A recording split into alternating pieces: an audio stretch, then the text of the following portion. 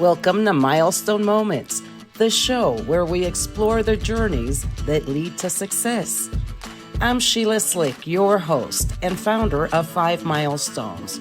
In every episode, we will bring you insights from the minds of entrepreneurs, leaders, and experts who will share not just their expertise, but the milestone moments that have reshaped their journeys and led to significant achievements. So if you're looking for motivation, you're in the right place. Subscribe now and discover the milestones that mark the path to success. Welcome to another episode of Milestone Moments in Business and Leadership. I'm Sheila Slick, your host, and today my special guest is Becky Mollenkamp. Becky's a business coach, podcast host of Feminist Founders and Messy Liberation podcasts. She also serves as editor-in-chief of Feminist Founders newsletter, and she founded the private Feminist Podcasters Collective to amplify independent voices in the podcasting space that are committed to equity and social justice. Welcome to the show, Becky. Thanks for having me on, Sheila. So you had me at hello when I met you on LinkedIn and then saw what you're doing with the Feminist Podcasters Collective, right? Because you're an umbrella of all of these female podcasts. And if I understood correctly, I felt that by uniting, right, you could have a stronger voice rather than competing with the giants. So I'd love for you to start to tell me a little bit about you. How did you get involved in podcasting and what led you to start this collective? Yeah, thanks for asking. I started podcasting in, I think, 2017. I believe it might have been 2016, but I think it was 2017. And I just was meeting so many incredible people who had really interesting stories to tell. At the time, my first podcast was called Light Bulb Moments, where I talked with business owners about like the moments that sort of changed things for them. And there were so many cool people I was meeting through networking in the online business space that I just really wanted to have a place to tell their stories. My background is journalism, so I worked in newspapers and magazines for a really long time. I'm a storyteller by nature, so podcasting felt like a really great space for doing that. And it wasn't new in 2017, but it was still newer and exciting. And so I was like, I'm going to do this. That evolved over time. Eventually, I kind of did the podcast more solo and then went back to interviewing people with feminist founders and talking with people who are running businesses in a way that is human first, profits second. Profits still important, but more about how do we honor the humans in our business and in our collective world. And then eventually, a friend of mine, because I didn't have enough on my plate, decided to start another podcast called Messy Liberation, which are just more casual and fun conversations between a couple of biz besties talking about the world around them. Sometimes it's business, but sometimes it's politics, pop culture. And I just really love podcasting. I think it's fun. I love that you can have an idea and be sharing it with the world in like a day or two. Like it's really that quick that you can start to have something out there. And then I started to realize I was listening to a lot of podcasts. I'm also a big time podcast consumer. And I kept hearing ads on shows where it's like, if you like this show, you might also like this one that's in our network. And I'm like, how do I get to be in a network? And started looking and realizing there's not a lot out there for independent podcasters who aren't part of a bigger corporation structure and who don't have the giant audiences that those corporations are looking for to join their networks and advertise on. But there's all these benefits of working collectively that were being left out. And so I got together. Our original group was 15 of us. And I think 8 or 9 of us are still together almost 2 years later and decided, let's do something. And so it started, and the name is collective because it did sort of start collective decision making. Eventually I realized you kind of need one person to take charge of something or things don't really happen. And so slowly but surely it's just become something that I now manage and run. But it's just an opportunity for us to work together and say, hey, let's let's share our audiences. Let me put my show in front of your audience. Let you put yours in front of mine through advertising, through guest swapping, through, other ways that we can putting our shows on each other's trailers or trailers on each other's feeds. And then, we also evolved to have educators come in at least once a month. We have a guest educator come in to help our folks. We do spotlight sessions, which are like little mini masterminds for our members. We have member mixers. We have community discussions. There's a lot happening. We also have a Slack space. So it's built slowly over time, almost 2 years later, into this really robust community for people who ultimately the one thing that binds us all is that we really care about humanity. We want to create a better world. And we also believe in the power of working together instead of it being this fierce competition. And so if we were speaking genres or what kind of podcasts are inside of your network to date, what does that look like? Yeah, we're probably about half tackling something in the business space. So business entrepreneurship, careers, marketing, podcasting itself, nonprofits, that sort of a thing. And then the other half are news. We have people who are doing like video on doing things on movie reviews or book reviews, like Bessie Liberation, which is really more politics and pop culture. We have a lot of health and fitness. So there isn't a single theme, although again, about half, because almost all of us are business owners, are business podcasts in support of our business. But we do run a really wide gamut, and that's by design because it's not about a particular type of show. It's about the thing that all of us care about is making the world more equitable. And we know that our listeners care about that as well. So our listeners are also people with full lives. While they might own a business and want business podcasts, they may also be interested in the kinds of movies that they talk about on one of our shows called Flickin' Beans, or they might like something on, Messy Liberation, or they might be interested in, getting healthier, but in a way that isn't about diet culture. So the thing that binds us is our value set. Well, what I think I'm loving about it is that community within the podcasting community. So you have support, you have other people to bounce your ideas from, and that collaboration is extremely, I mean, it could be priceless, right? Especially for a lot of the women solopreneurs that perhaps are looking, to connect with others. So with that in mind, my question to you is the path to becoming a successful podcaster or CEO not about working harder alone, but rather building something better together? I definitely believe it is. That's important. I think it's super important. I think, I have a quote behind me that says, without community, there is no liberation, from Audre Lorde. And I really believe that, we live in a world that's hyper individual, that teaches us that it's every man for themselves, right? Everybody just take care of yours. But the truth is, humans by nature are tribal people. We need community. It's been that way historically through most of time, that humans rely on each other to survive, to thrive. And while we have stripped a lot of that away, I think at our heart, most of us know we do better in community. We do better when we have that support system, like you said. Even as a solopreneur, it is so important to have the other people in your life that you can talk to who get it. Like, many of us will have a partnership at home, but our husband, our wife, whoever, may not get it if they're traditionally employed. They don't understand the unique battles that you go through as a self-employed person. You need that community to be able to talk to about that. As podcasters, it's its own beast. It's its own little world where it can really easily feel like, am I shouting into the void? Is anyone hearing this? And having other podcasters who can say, I feel that way too, or here's things that I've done that have helped me that maybe you would have never thought of. It makes all the difference. It's what keeps you either from, often can be the difference between quitting and not quitting, the difference between sticking with it for a while and like really it being sustainable. Community is really that thing I believe, and I think, all the people in our group believe in the various communities that I'm a part of and or have helped to build. We all believe that we are better together than we are on our own. It allows us to have what we need to sustain. And I think that's the important thing in business and podcasting and really in anything in life is, can I sustain this over time? And the best way to be able to do that is with help. And that's hard for a lot of people because a lot of us have been really conditioned to never ask for help or accept help.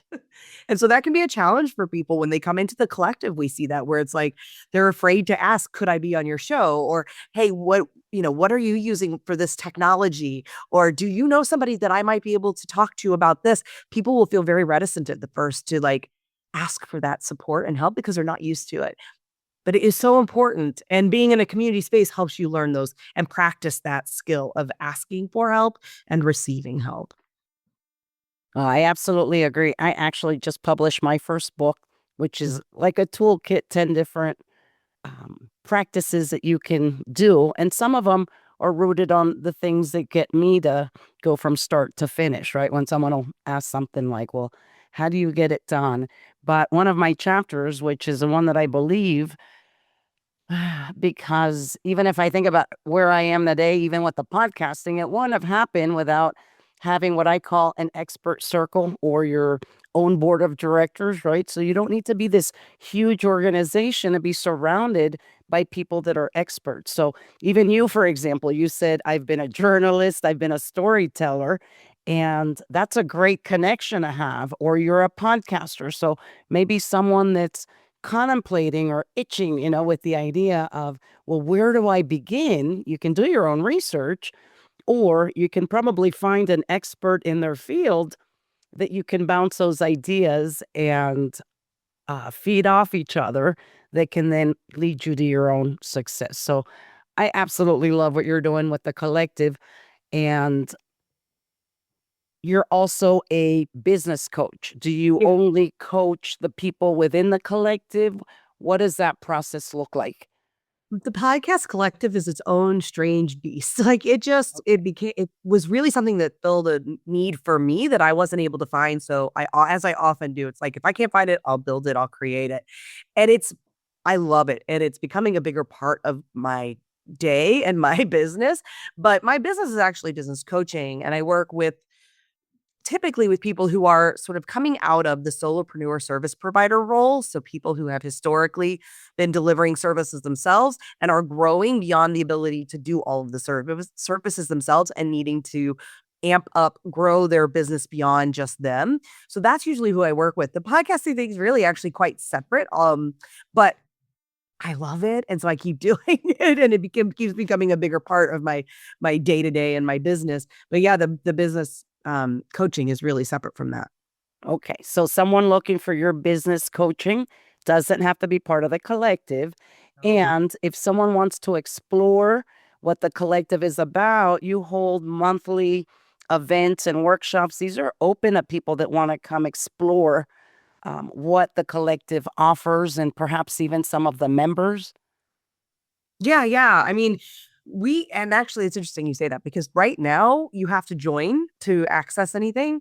But I have been looking into, and I think it's quite possible with the system that I use for the platform that I use for this to offer a free preview. I haven't done that yet. That's on the list of many things I want to get done. So I'm hoping in 2026 that will be an option for people to come and do like a 1 month preview to decide if they want to join, because people often aren't quite sure what it is, or they don't really fully understand it until they're inside of it. We have an incredible retention rate. People tend to come in and not leave unless they happen to stop podcasting because they know the support they get there and everything they're getting out of it is an incredible value and super helpful for them.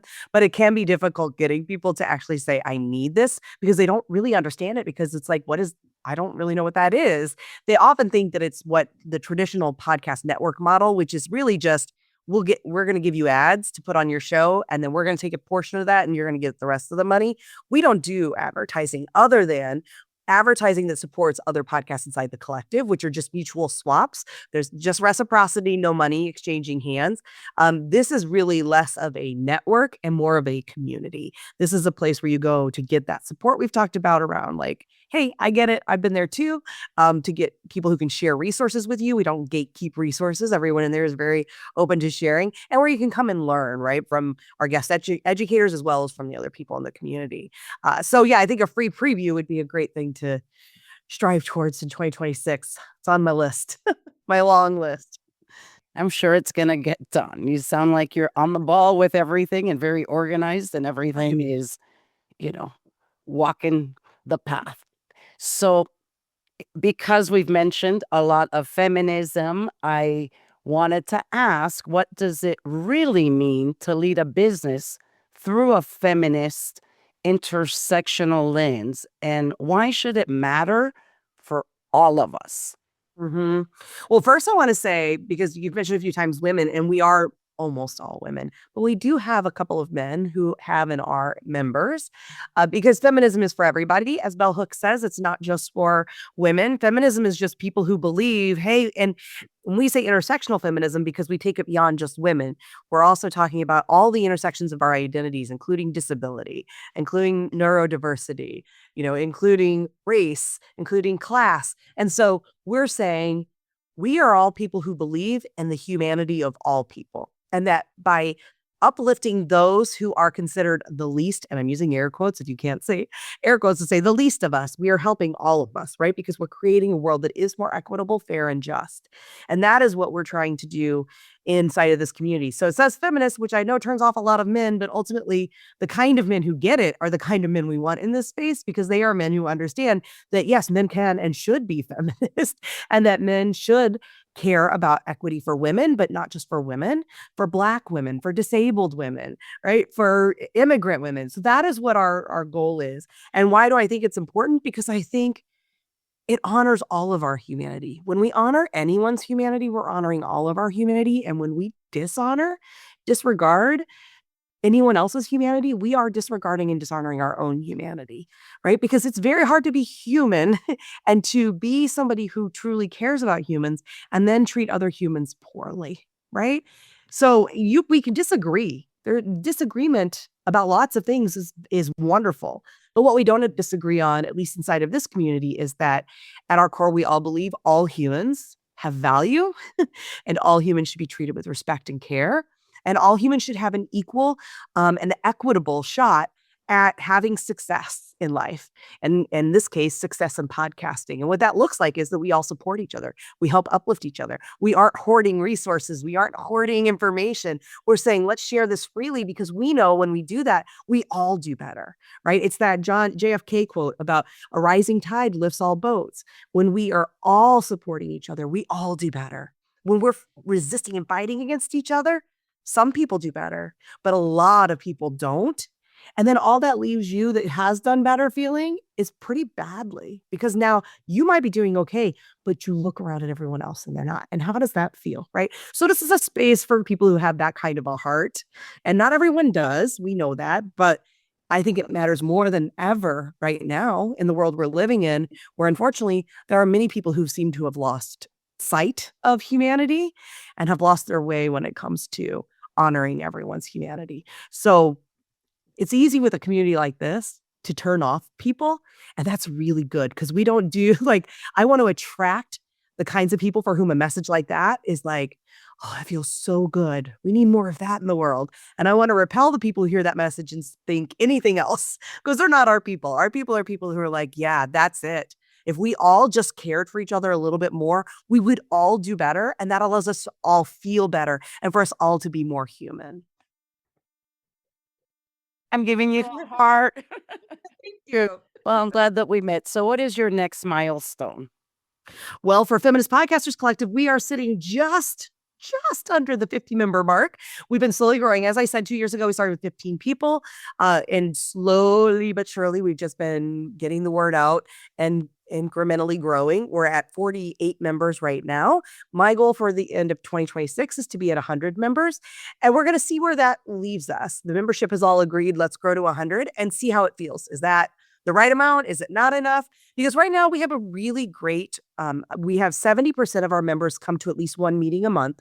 We have at least 4 to 6 meetings every month of different types. No one's expected to come to all of them, but we have a really great engagement rate. But because it is, 50 members and we have that many meetings, any call, there's maybe 10, 15 people on the call. We think we could go to 100 and still have that be manageable. So we're going to see how that goes. And then we'll see if there's growth beyond there, because ultimately, again, the thing I care most about is community. And I want to protect this community to make sure it continues to be of value and of service to the people inside of it. So we'll see. But the milestone I'm looking at for 2026 is 100 members, and probably a free preview to help us get to that. And where can they learn more or perhaps even try out that sample month that you're going to be offering as well? Well, depending on when you're hearing this, we'll see if the sample month's available, but you can always reach out to me personally, and I'm happy to, work with you to make that happen if that's something that would feel right to you. But you can go to feministpodcasterscollective.com, or easier is just feministpods.com, which takes you to the same place. And that's where you can learn about us. But you can also reach out to me. My email is my name, Becky at BeckyMollenkamp.com. I hope this doesn't open me to all kinds of spam, but I get enough anyway. What's the difference? So feel free to email me if you want to talk about the podcast collective, potentially previewing it, but you can also go to feministpods.com to see our member shows. That's the other cool thing. If you go to our site, you can click by category and go listen to our shows, especially if like that message I was sharing resonates with you. These are the kinds of pods you probably will love to listen to then. Well, Becky, thank you so much for joining me today. Yeah, thank you for having me, Sheila. This was great. And thank you all for tuning in to another episode of Milestone Moments in Business and Leadership. Until next time.